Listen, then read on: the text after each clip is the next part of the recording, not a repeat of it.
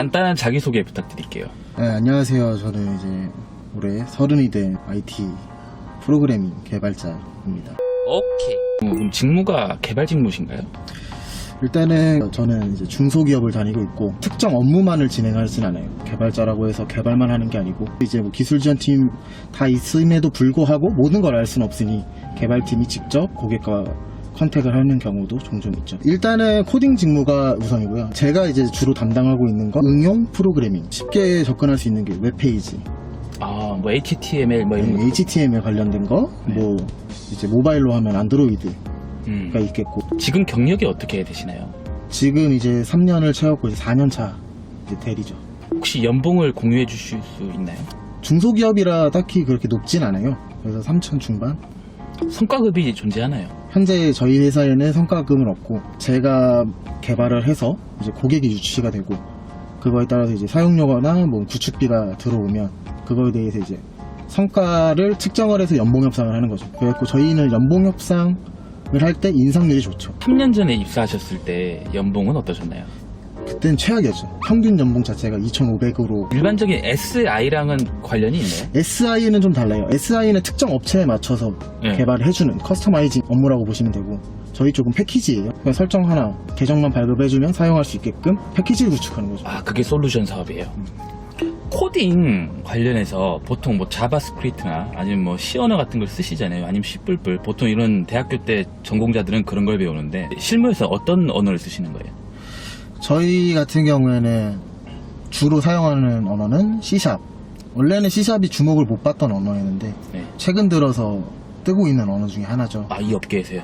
왜냐하면 C#이 접근할 수 있는 경로가 많아요. 왜냐하면 웹도 개발이 가능하고 윈도우 쪽 프로그램 관련된 개발도 가능하고 앱까지 개발할 수 있다. 근데 아직까지는 안드로이드 스튜디오를 통해서 많이 개발을 하지만 네. 언젠가는 C#도 자리 잡아서 올라오지 않을까. 업무 루틴에 대해서 간략하게 말씀해 주시겠어요? 출근을 하게 되면 제일 먼저 하는 건 일단 개발 일정을 먼저 체크를 해요. 만약에 부족한 일정이나 순서가 뒤바뀌어서 마무리가 안 된 작업들을 뭐 일정을 조절을 하는 거죠. 이 업무가 오전 업무로 생각하시면 되고 오후에 들어가면 이제 정리했던 일정들 순서대로 개발을 진행을 하죠. 외근은 거의 없다고 보시면 돼요.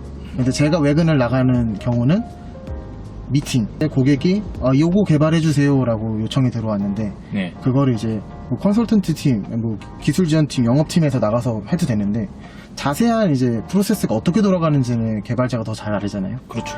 그러니까 그런 업무 파악을 할 때는 항상 개발자 쪽에서는 이제 제가 대표로 가서. 보통 근무 시간이 어떻게 되시나요? 저희는 이제 8시간 근무고 바쁘다 하면은 이제 야근을 하는 거죠. 어쩔 수 없어요. 개발자 인생은 야근이 없을 순 없어요. 업무를 보시면서 가장 어려웠던 점은 무엇인가요? 솔직히 C#이라는 언어를 대학교에서 접할 수가 없어요. 주로 하는 언어가 C 언어, 그리고 많이 하면 C++, 자바 요 정도까지만 하지. 네, 맞아요. 그리고 요즘에 제가 들은 소식은 스크립트 언어 쪽에서 파이썬을 주로 공부를 한다고 하더라고요. 솔직히 이게 학교에서 배운다고 해도 실무에 오면 달라요. 왜냐면 학교에서 배운 거는 그냥 진짜 빙산의 일각? 실무에 적용을 했을 때 바로 도입이 가능하냐. 바로 도입할 수 있는 사람은 몇 없다고 생각을 해요. 언어에 대해서 처음에 낯설음? 그거를 극복해내야죠. 오케이. 또 프로그래머 분들 보면은 자주 들어가시는 사이트 같은 거 있더라고요. 그렇죠. 뭐 스택 오버플로우나 뭐 마이크로소프트에서 제공하는 게 예를 들어서 자바 어떤 기능을 검색을 하면 대부분 영어로 나옵니다. 한글로 나오는 경우는 거의 없어요. 그럼 영어를 해야겠네요. 영어를 반드시 해야 됩니다. 국비 지원은 어떻게 생각하시나요? 코딩에 이런 거다 라고 맛보기만 배우는 거지 뭐 거기서도 뭐 프로젝트 많이 해봤자 뭐 두세 개. 대학교 분들께서 이제 사회 초년생이 돼가지고 이제 취업하실 거 아니에요. 그럼 그분들은 어떻게 공부를 해야 되는 거예요? 자기가 가고 싶은 방향을 정확히 정해야 돼요. 나는 웹 프로그래밍을 할 거야. 앱을 만들 거야. 사용하는 언어들이 대부분 주력 언어가 달라요. 웹 같은 경우에 솔직히 지금 HTML, 뭐 CSS, 기타 등등 뭐 스크립트 언어들 요즘 많이 뜨고 자바는 근데 다 필수거든요. 기본이에요. 기본이에요. 객체지향 언어라고 해서 요즘 트렌드가 완전히 바뀌었어요. 자바에다가 이제 스크립트 언어 정도.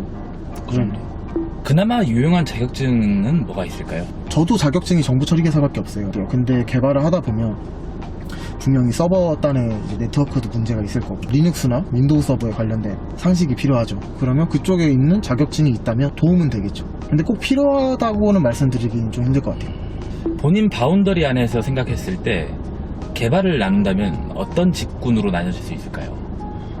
주로 개발자들 사이에서 이제 모집 공고를 봐도 백엔드, 프론트엔드라는 단어가 많이 나올 거예요. 프론트엔드라고 하는 건 핸드폰을 봤을 때 나오는 버튼이나 예. 디자인 이런 것들을 어떻게 구성을 할지 디자인 쪽이라고 보시면 돼요. UI팀이라고 하거든요. 백엔드는 기능을 작동을 해야 될 때 그 뒷단에 있는 기술 로직들을 만드는 사람이에요. 그래서 이 사람들은 서버 쪽, DB 쪽 직접 관련된 코딩들을 하는 사람. 백엔드 단은 신입한테 잘 안 줘요. 왜냐면 그렇죠. 이거는 데이터베이스 수정을 하거나 삭제를 하거나 변동을 주는 작업이기 때문에 백엔드 단은 좀 경력이 쌓이면 하는 업무라고 생각하시면 되고, 프론트엔드 단을 너무 시킨다고 이제 관두시는 분들이 많아요. 근데 그거를 참고 견디셔야 됩니다.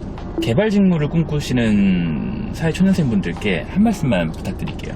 대기업을 목표로 하시는 분들이 많다고 생각합니다. 대기업에 갔을 때는 장점이 있죠. 돈 많이 주고 뭐 다 돼 있고. 근데 중소기업으로 왔을 때 장단점도 분명히 있습니다. 중소기업은 몸은 힘들고 배울 것도 많고 돈도 적지만 경력 쌓기는 딱 좋은 것 같아요. 대기업에서 경력 쌓으면 당연히 베스트죠. 근데 그게 안 되니까 다 중견이나 중소로 내려오는 거죠. 중소기업 기준으로 뭐 3년 단위로 움직이는 게 제일 좋다고 하는데, 죽어라 이제 공부하면서 이제 실력을 쌓게 되면 대기업 쪽 아니면 또 다른 기업 쪽에 컨택할 수 있는 기회가 넓어지니까 빨리 경험을 할 수 있게 취직을 해서 경력을 쌓으시기를 추천드립니다. 인터뷰 증명이 알차셨다면 좋아요와 구독 버튼을, 내용 증명이 알차지 않으셨다면 싫어요 버튼을 눌러주시고 댓글 의견 부탁드리겠습니다. 감사합니다.